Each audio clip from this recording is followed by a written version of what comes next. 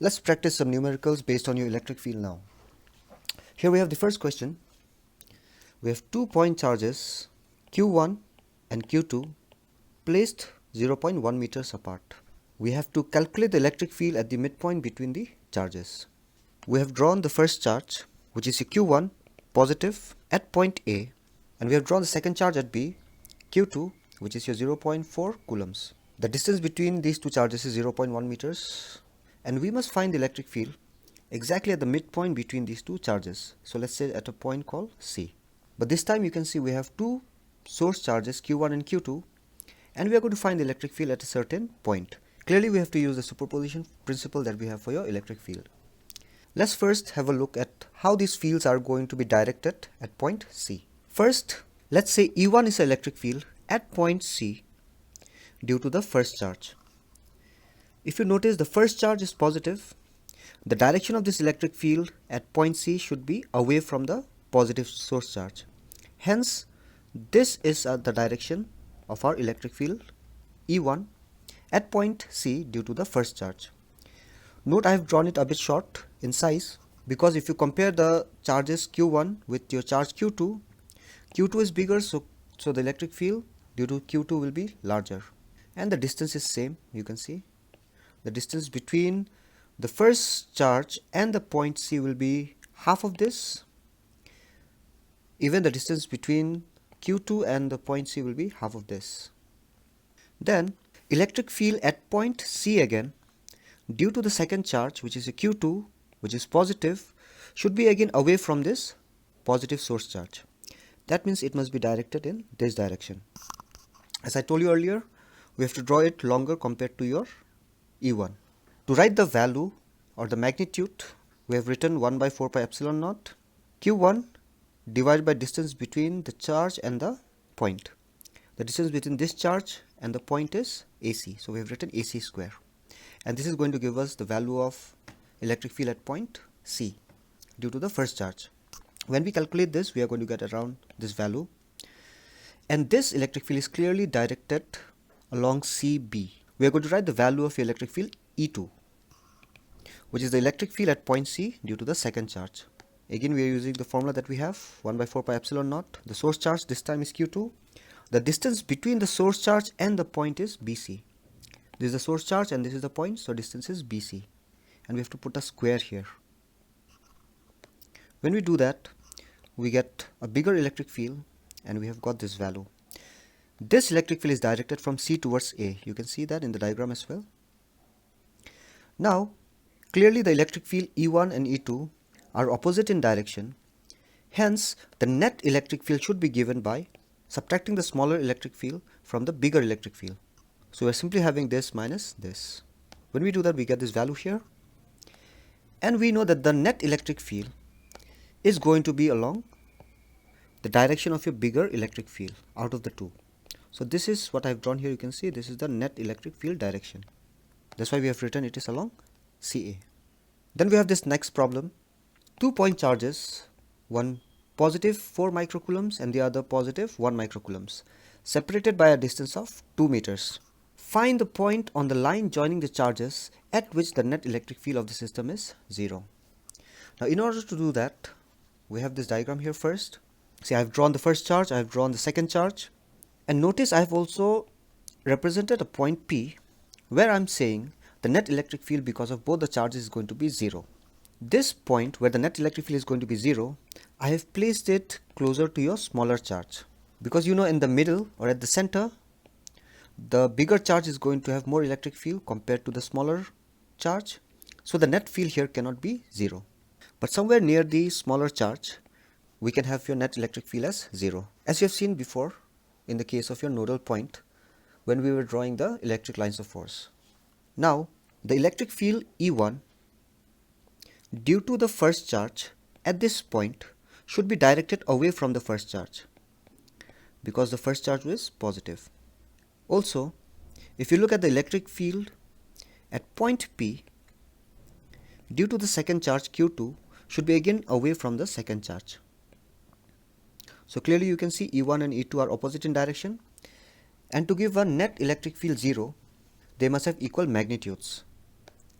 So I've written here that the two electric fields are equal in magnitude but opposite in direction. Since they are equal in magnitude, so I've written this form here. Now this distance we have taken to be x, so the remaining distance will be 2 minus x, because the total distance according to them has been given as 2 meters.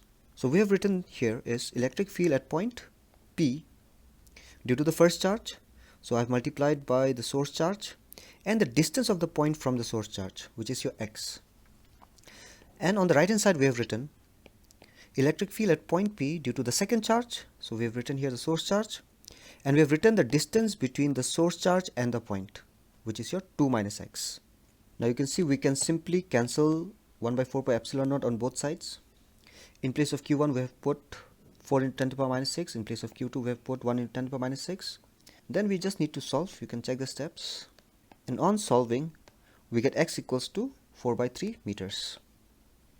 So this is the location of the point P measured from the charge q1, and this point lies on the line joining between the first and the second charge.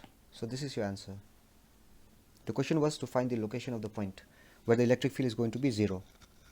Next we have a problem from the NCERT. It's an example solved in NCERT. We'll do it slowly, but we'll do in detail. So according to question, there are two charges q1 and q2 of values 10 to the power minus 8 coulombs, and the other one is negative, you can see, which is 10 to the power minus 8 coulombs. These two charges are placed 0.1 meters apart. The question says calculate the electric field at point A, B and C. They have given the diagram as well. I would suggest not to look into your textbook for the solution of this, because they have not done it in a proper way. Let's say the charges q1 that they have talked about and q2 are located at points M and N. These points are already given in your question. The question is to find the electric field at point A, at point C and point P. Now who creates electric field at these points? The charge q1 and charge q2. q1 will create electric field at A, q2 will create electric field at A. So we'll find the net field at A. Again q1 will create electric field at C, q2 will create electric field at C, we'll again find the net field, and finally q1 and q2 again will create net field or electric field at point B, we'll find the net field at point B. To talk about the diagram, the distance between these two charges as given is 0.1 meters, and A is located exactly in the middle. That means this distance you can say is 0.5 meters, 0.05 meters, and this side here has been given to be 0.1 meters and again 0.1 meters. So I can say that this triangle that we have, that is your MNC, is your equilateral triangle. Let's first find what will be the net electric field at point A. To find that, let me tell you first how the directions of these fields are going to look like, and then we'll proceed. We will use EA1 for the electric field created at point A due to the first charge, which is your q1. So you can see I have already drawn that vector here, which is away from the positive charge, because you know electric field is always directed away from the positive charge and the electric field is directed towards the negative charge. So see, I have drawn EA1, which is the electric field at point A due to the first charge, and we have drawn it of certain length. Again, electric field at point A due to the second charge, we are going to call it EA2. That means electric field due to this charge at this point. Now since this charge is negative, the electric field due to this charge at point A should be towards it. So we have here two arrows instead of one, and now we simply need to add your EA1 and EA2. Why we are going to add them? Because both of them appear here to be in same direction. If you ask me, I would even say the value of EA1 will be equal to the value of EA2. Simply because the value of the source charge q2 and q1 are same, and even the distance of the source charge and the point and the second one and the first one are even same. Hence both of them should have same magnitude. But still, let's calculate. So I have written electric field EA1 1 by 4 pi epsilon naught, the constant. I must write the source charge, which is q1, and I must write the distance between the source charge and the point. The distance between the source charge and the point, I'm going to call it AM or MA. So we have written AM square.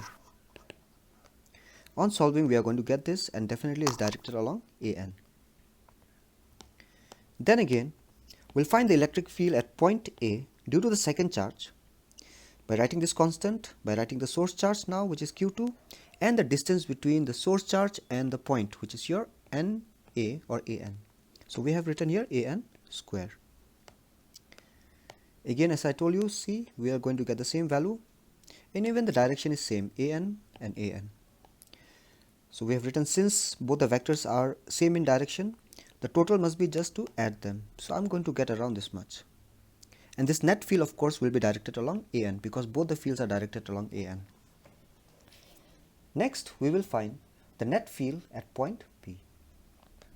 So you can see this is our point B here, as they have given in the diagram. The electric field created by the first charge at point B, we will call it EB1. Electric field created by the second charge at point B, we'll call it EB2. So here we have both the electric field, you can see. Let me talk about their direction first. Since Q1 is a positive source charge, the electric field created by it should be away from it. So you can see it is away from the source charge. And since Q2 is a negative source charge, the electric field created by it, you can see it is towards the negative source charge. So we have both of them, you can see, and clearly these two vectors that we have, EB1 and EB2, are directed opposite to each other at this point B. So definitely now we cannot add them, but we have to subtract the two electric field to get the net electric field. One more thing you can note here is that I have drawn this vector to be smaller and I have drawn this vector to be longer. You can understand by the fact that Q1 is a charge which is very close to this point, whereas Q2 is a charge which is very far from this point. So clearly this field will be small and this field will be large. So see, again we have used the formula to calculate EB1, which is 1 by 4 pi epsilon naught, the source charge Q1, the distance between the point B, and the source charge, which is your BM, so we have written BM square, and we get this value. And this electric field, let's give it a point, and this electric field direction is along BX, where we have just mentioned a point X somewhere here. That's alright, you can take that point X anywhere you want. That's alright, you can take any point, but you can see this direction is BX. Next, when I calculate electric field at B due to the charge Q2, we have the same formula, see, but this time the distance is from B to N. This is the distance we have to write between the source charge and the point. We are not taking the distance between the charges, never do that for electric field. We take the distance between the charges when we are calculating force. And while calculating electric field, we take the distance between the source charge and the point. So when I do that, you can see this is 0.05, 0.05, and this distance is again 0.05. So the total distance becomes 0.15. On calculating, we get this, and this clearly is a vector directed along Bn, means from B towards N. Now since the two vectors are opposite in direction, I've taken the bigger vector and subtracted with the smaller vector. On solving, we are going to get this, and you can guess the direction of the net field. The net field is going to act along the direction of a bigger vector, which is your this, so the net field will be along Bx. And finally, we are going to find now the total or net electric field at point C. So I'm going to call EC1 as the electric field created at point C due to the first charge. EC2 is the electric field created at the point C due to the second charge. At this point C, the vector EC1 should be drawn in this direction, which represents away from the positive source charge. And the vector EC2, which is the electric field created by the negative source charge, should be towards the source charge. So clearly you can see this is our EC1 and this is the direction of our EC2. When we add these two vectors, You know, by rule of parallelogram law of vector addition, the diagonal is going to represent the net electric field. So you can see I've represented that diagonal as well, and this diagonal is acting along CZ. CZ. Now in order to find the net field, let's first find EC1 and EC2, the values. So we have written here EC1, 1 by 4 pi epsilon naught, the source charge Q1, distance between the points. Now this point here, you can see it is MC is the distance. I've written here wrong, so I have to write here MC. On simplification, we are going to get so much value, and this is definitely directed along CY. This is Y, you can see. So the direction of this vector is along from C to Y. Then we are going to find the value of EC2. EC2 is the electric field at this point due to this charge. So I'm going to write the source charge as Q2 now, and the distance between them is your Cn. So we have written here Cn square. Why do we get the same electric field? You can understand is by the fact that the distance between these two is same as these two, and even the charges here and the charges here are same. So we get equal amount of electric field created by both of them, but obviously directions are different. Now since it's an equilateral triangle, I can say that this angle is 60 degree here, this angle 60 degree, even this angle 60 degree. The remaining angle here should be equal to 120 degrees. So I'm simply using here the parallelogram law to add the two vectors EC1 and EC2, and we are going to get around 9 into 10 to the power 3 newtons per coulomb. And this is directed along, let's say, CZ, as I've shown you earlier. So you see, it was a very nice problem to solve. We were very systematic in solving this. Next we have this exercise question 1.8. The question says we have 2 point charges QA and the other one is QB. One is positive and the other one is negative, separated by 20 centimeters. They've given the medium also as vacuum. The question is, what is the electric field at midpoint of the line AB joining the two charges? So you see, this is A point, this is point B. The charge present here, let's call it QA, which is your positive charge, and the charge present at point B, let's call it negative charge. So we have here minus 3 into 10 to the power minus 6 coulombs. Then the question is, what is the electric field at this point? Notice both the charges are equal in magnitude, opposite in nature of course, but equal in magnitude, and the distance between the point O and the charges will be same. So I can tell you that the electric field created by both the charges at that midpoint will be equal in value. Let's look at their direction now. I have represented EA as the electric field created by the charge 1 or charge A at point O. Clearly this is your positive charge, the charge QA, because of which the electric field will be directed away from the first charge. Now since our second charge is negative, the electric field due to the negative charge should be towards it. So see, we have two vectors here, one is your EA and one is your EB. According to our case, so you can see both the electric fields are directed in the same direction. Hence the net field is going to be EA plus EB. Now to find EA and EB, we simply write the formula for your electric field due to a point charge. So we have written the source charge here, we have written the distance of the source charge and the point. Source charge here QB, distance of the source charge and the point again. And we are going to get this here added up. I've written in place of QB, I've written here QA because they have equal in magnitude. And see, even OB and OA or AO are same. Hence we are going to get around this much value. And of course the direction is going to be along, because that's the direction you are going to get after adding EA and EB. So the net field is going to have a direction of OB. Now the next question is very nice. If a negative test charge of magnitude this much is placed at this point, what will be the force experienced by this test charge?